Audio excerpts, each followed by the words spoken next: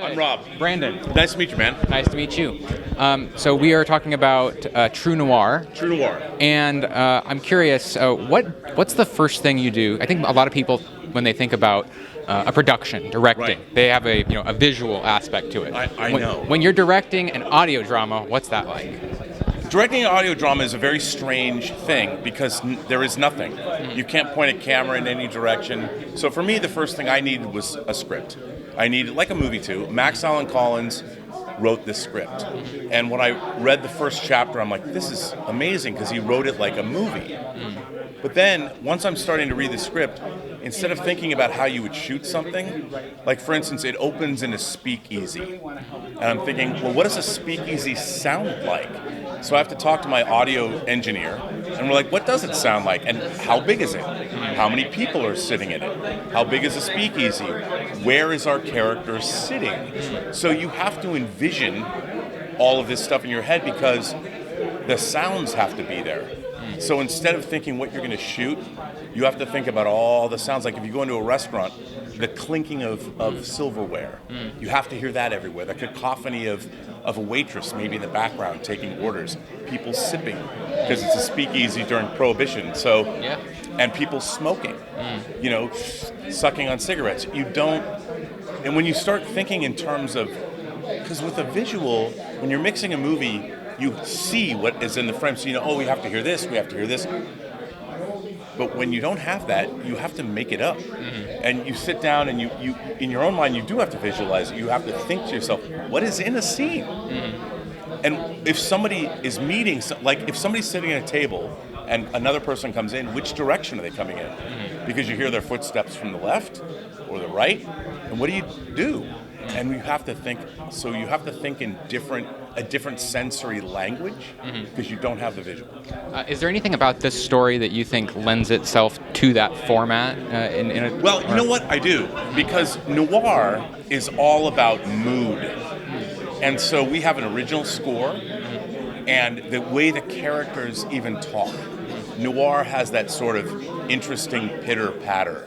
And we've seen modern noir in movies like No Country for Old Men. We thought, my casting director, producer, Christine Cheeks and I, were like, we're making a Coen Brothers movie, but just using audio. So you have to think about the fact that there's noir is all about a mood. And with visuals like black and white chiaroscuro lighting and all that, we don't have that. So it's how people talk, and it's the sounds we use. Like when a car starts up, for instance. Does it take a long time to start up? Are you making suspense with just a key turning in an ignition? Yes, you are. So you have to make it sound like that. I see. So it's wild because you have to change your. Like I'm a film editor. I've been editing movies, and I know okay. Here's a question. How do you do a scene transition if you want to cut from one location to another, but you don't have a picture? So you can't have someone leaves a building and then you have a new establishing shot. How do you do a transition? And that's been a problem because you have to make sure the audience knows where are we at any one time. So you have to figure out ways to do that. And it's wild, man. Like phone calls are good. So you have a phone call and then I'll have somebody answer and you'll hear them through the phone, but then you can jump into their office and when you hear the other side of the phone conversation, you can play with who's listening to who on the phone by making their voices sound like it's coming through a phone. So you can go to two different locations and that helps you cut between the two. I see. So there's a lot of weird tricks like that I didn't realize existed, but I've learned. So it's been a learning curve. It's been interesting. I listened to the proof of concept online, and it sounds super interesting. Yeah. Where are you in production right now on the overall thing? So we started production in April, and then the first voices I started to record were on May 27th. But what we started to do is build the environments. Like in this show, there's a huge political rally in Miami. So what we did was we got a picture of, in real life, the thing about True Noir is the main character is fictional, but all the stories are truthful. They're based on reality. So I've been able to get real location photos of everything.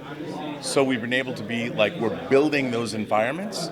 And once the environments are built, then as we get the actors, we start putting them all together. And one of the things that I've done with this that's different is whether I can get the actors together to act. Normally, like in an animated film, somebody goes into a booth and records by themselves. Right. You can always tell. This lives and dies with their performances.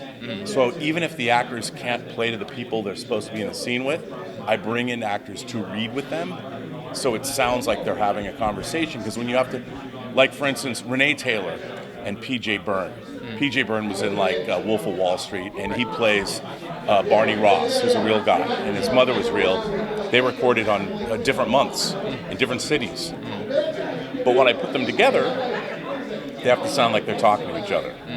And that's why the performances are so crucial. And very different. In the proof of concept, nobody really talks to each other.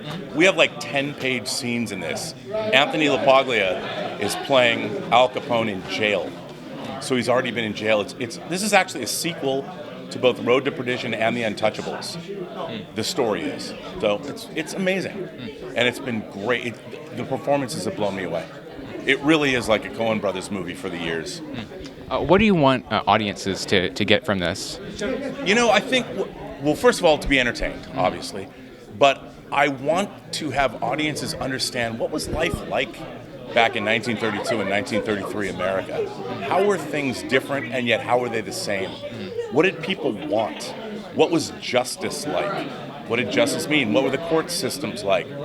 What was organized crime like at the time when you have no cell phones and people had to talk to each other face to face, and you had to be a person of your word or you were fucked?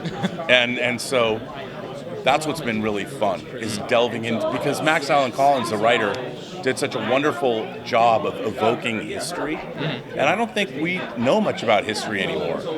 And this is a period of time, it takes place where Prohibition is just ending, and the Great Depression has been going on for 4 years. So it's a really interesting time in America.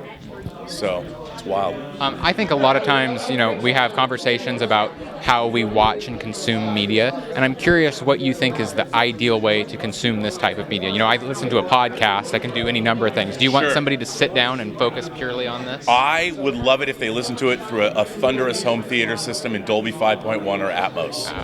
And my dream is to premiere this in a movie theater, but we turn out all the lights. Now, we can't turn off the exit signs, but we make it as black as possible in that theater, as dark as possible. And people, you can close your eyes to get the same effect. Or listen to it through headphones, like a sensory deprivation experience where you're just listening to the audio. That would be my dream. I think this is good enough that you could open it in movie theaters and play it. Most people probably wouldn't go, but a few would. Yeah. It might not have bang-up box office, but I'd go a few times. Yeah. Just because I think it's that good. Sure. But, also if you're at the gym, we have 35-minute chapters, and I think, hey, you want to do your cardio workout? What better way to run than listen to this? That's what I'm going to do. I find working out boring, but as I get older and my gut gets bigger, I need more reason to listen to things. Yeah. So give me audio dramas. I love it. Last question for you. I am a huge fan of yours from the John Campea Show and Rob Observations as well. Thank you. And somebody wrote into the show the other day, or into John Campea Show, and I was curious. I was just going to repeat their question because I was curious as well. Can we expect to see you back on the John Campea at some point soon?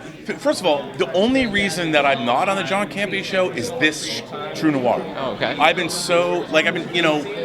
been trying to get this off the ground for like a year. Oh, wow. And then it happened where, I'm recording 75 actors. I'm in the studio all the time. So I said to John, I got to take 2 months off. I'm literally in production. And I do want to, I can't believe I'm not talking about Deadpool and Wolverine right now on the show. Yeah. So, or on my own show. Yeah, I'm here at Comic-Con promoting this, but it's like making a movie. It's not really any different. It's all post-production. Instead, we're not shooting anything, so it's all post, but it's been all consuming. Because I'm directing actors. I recorded Katie Sackhoff, was in Portland. Jesse Spencer from House and Chicago Fire was in Boston. Barry Bostwick was in Orlando. C. Thomas Howell was in Texas.